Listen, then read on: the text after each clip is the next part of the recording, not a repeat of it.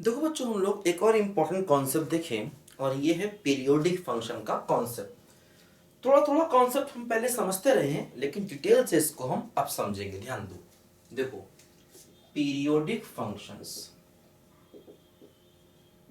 है ना, इसको हम थोड़ा थोड़ा पहले भी समझते रहे हैं कई बार, लेकिन अब हम इसको बहुत डिटेल से समझेंगे। समझो बात को। देखो, ऐसा होता है, अगर मान लो f of x plus T बराबर एफ एक्स और t पॉजिटिव है एंड रियल है ना।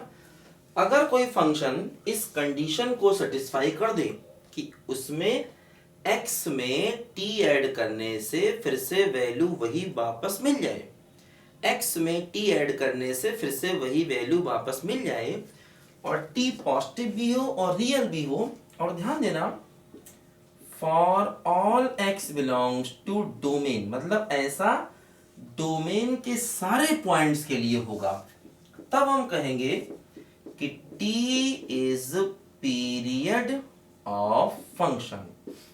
तो ऐसे केस में हम बोलेंगे कि t हमारे फंक्शन का पीरियड है ना। t होगा पॉजिटिव और रियल और f of x plus T बराबर एफ एक्स होना चाहिए, तो हम कहेंगे कि t हमारे फंक्शन का पीरियड है। ठीक है। देखो, जैसे ध्यान दो क्या होता है, अगर हम एफ एक्स को साइन एक्स लें तो f of x plus two pi, मतलब sine of x plus two pi, तो फिर से क्या हो जाएगा बोलो, साइन x, फिर से क्या हो जाएगा बोलो, एफ एक्स, है ना। इसका मतलब साइन x का पीरियड क्या हो गया बोलो, टू पाई। ध्यान दो, तो देखो जैसे साइन x है, कॉस x है, सेक x है और कॉसेक x है ना, इन सभी के पीरियड टू पाई होते हैं, है ना। अच्छा, अब मान लीजिए अगर हम tan x ले लें और cot x ले लें तो इन दोनों के पीरियड पाई होते हैं। और मैंने बताया था फ्रैक्शनल पार्ट ऑफ x, इसका पीरियड वन होता है, वन। ध्यान दो, इस फंक्शन का पीरियड क्या होता है बोलो, वन होता है। ध्यान दो, तो देखो क्या हो रहा है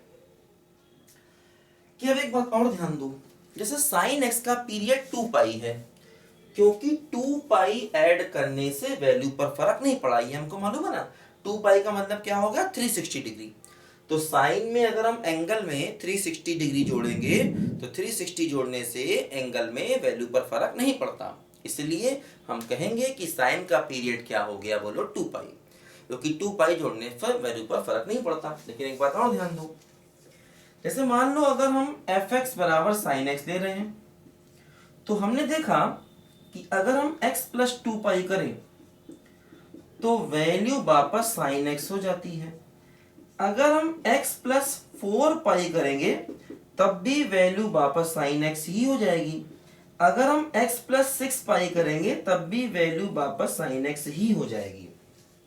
मतलब अगर साइन का पीरियड टू पाई है तो फोर पाई भी है, सिक्स पाई भी है, एट पाई भी है, टेन पाई भी है, कोई भी उसका पीरियड है।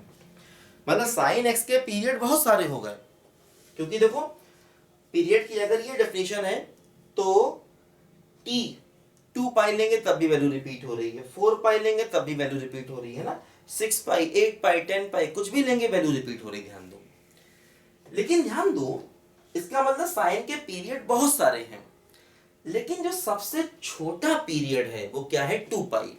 और इस छोटे पीरियड को कहा जाता है फंडामेंटल पीरियड। मतलब जो हमने यहाँ पर पीरियड लिखे हैं, एक्चुअली ध्यान देना, ये हमारे फंडामेंटल पीरियड है। ध्यान देना, ये भी एफपी, एफपी मतलब फंडामेंटल पीरियड, एफपी, एफपी मतलब फंडामेंटल पीरियड। ध्यान देना, tan cot का भी फंडामेंटल पीरियड है पाई, फ्रैक्शनल पार्ट का भी फंडामेंटल पीरियड है वन, और इनके भी फंडामेंटल पीरियड है टू पाई। ध्यान देना, है ना।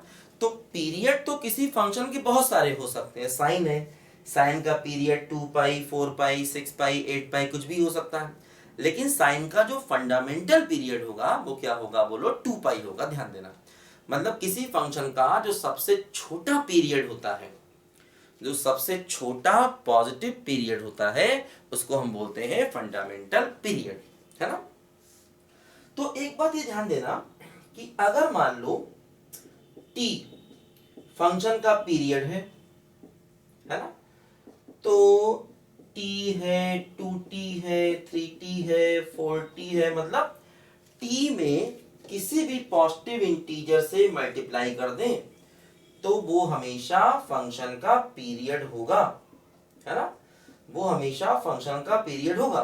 t में किसी भी पॉजिटिव इंटीजर से मल्टीप्लाई कर देंगे तो फंक्शन का पीरियड होगा, लेकिन जो t होगा उसे हम कहेंगे फंडामेंटल पीरियड, मतलब fp। fp का मतलब क्या हो गया बोलो, फंडामेंटल पीरियड, है ना। तो फंक्शन का पीरियड कुछ भी हो सकता है, लेकिन उसका जो सबसे छोटा पॉजिटिव पीरियड होता है उसको हम क्या बोलते हैं बोलो, फंडामेंटल पीरियड बोलते हैं, ध्यान दो। ठीक, तो पहला एक कॉन्सेप्ट तो हमें याद रखना है और इन सबके पीरियड हमें याद रखने हैं क्या होंगे। ठीक है, इसको लिखो बच्चे ध्यान से जरा।